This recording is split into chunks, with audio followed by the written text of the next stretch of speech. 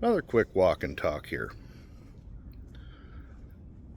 As we see the divisions and the radicalization grow here in the United States, you can also see pretty much geographically where it's happening.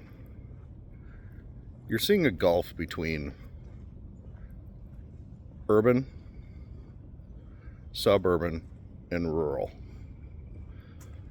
That gulf is growing wider and wider. The urban centers are becoming the centers for this radicalization. Now, I'm not castigating everybody, obviously, in an urban center or a suburban center. But city councils, mayors, such as in New York, the fellow who's running there, Minneapolis, the guy who's running there, both of whom appear to be in the lead and will very likely assume the mayorships of their respective cities. Their councils, Minneapolis for example, 7 of the 13 currently today are members of the Democratic Socialists of America. That number is likely to grow. And many other major cities are like that. On the other side, you see sheriffs, city councils, and counties going in the exact opposite direction. Usually rural, a lot of suburban as well.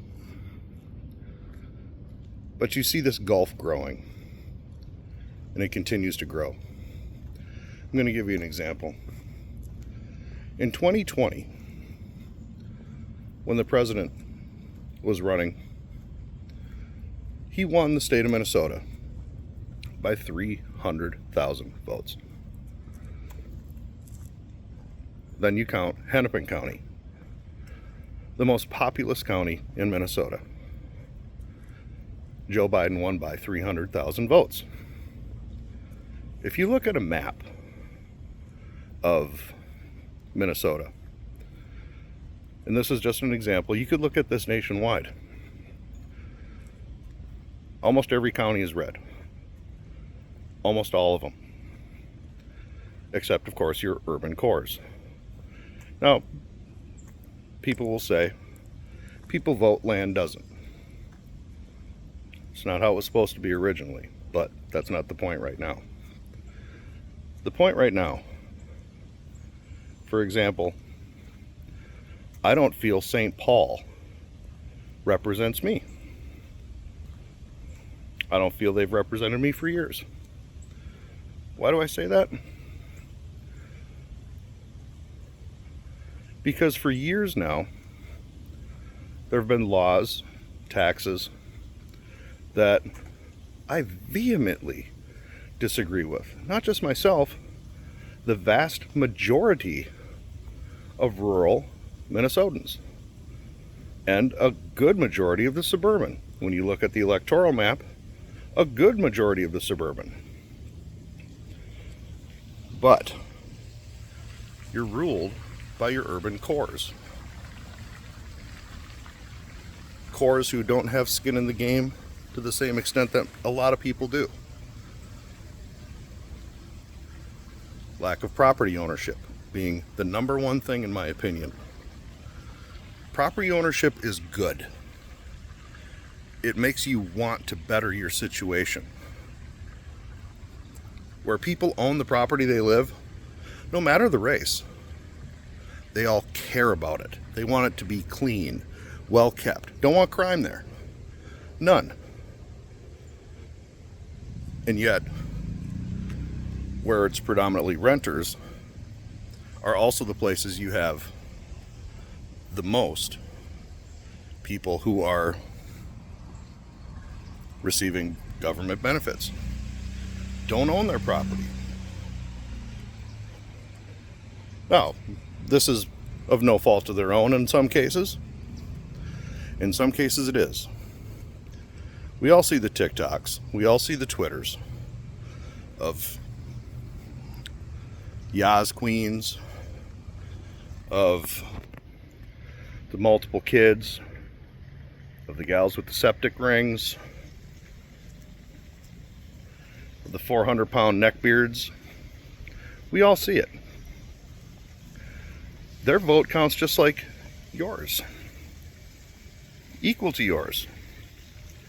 But they're in such vast numbers that their votes outnumber yours. So for a long time now, and you can see that I am not the only one who thinks this way, an internal redivision of state borders to better represent those who reside in it is, in my opinion, one of the few ways to save the Union. Saving the Union is, I think, the goal we have to start looking at. Is state division, redivision, the way to save the Union? Possibly. Western Minnesota is almost completely red. Completely. Eastern Minnesota, the metropolitan area, the core up to Duluth, down to Rochester, is strongly blue. In Oregon, the Portland area, one of the bluest areas in the country. Well, there's also a movement in Oregon to have the counties leave, a bunch of counties leave. The southernmost counties of Oregon have petitioned to join Idaho. That doesn't matter. You all know where I'm at.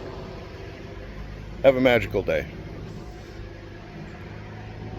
But you see this, and in southern Illinois, morning, in southern Illinois, you also have a movement for those counties to join Indiana. You have Oregon, Indiana. There's other movements in other states. The 51st state movement that's been in California for the longest time. In order to save the Union, state redivision to better represent those in those places may be the option. I'm not saying it is, but I'm trying to avoid major bloodshed because there's a lot of us who don't feel like we're represented, that the representatives we send don't represent our values. And no matter how often we try, it seems to be failing in many ways. Not the system, but the co-opting of representation, and the representation that isn't co-opted when it gets there, into the politics, into the machine, starts off as radicalized, promising everything under the sun. A person is not going to vote against their next meal. If you're reliant on somebody giving you a meal, it's very unlikely you're going to vote to have them take it away. Those numbers have grown so large that they're starting to take our meals. They're starting to remove food from our tables. Not starting, they have been. And on a federal level, we can control it in ways. On city and state levels, the people who are elected by those who have no skin in the game, who are receiving the benefits of those who are working and paying in, outnumber those who are working and paying in. and is a system that can't survive. As the lady Thatcher said, eventually socialism, you run out of other people's money. Well, if we can stem the tide, if we can ease it, maybe looking at the redivision of state borders is a way to do it.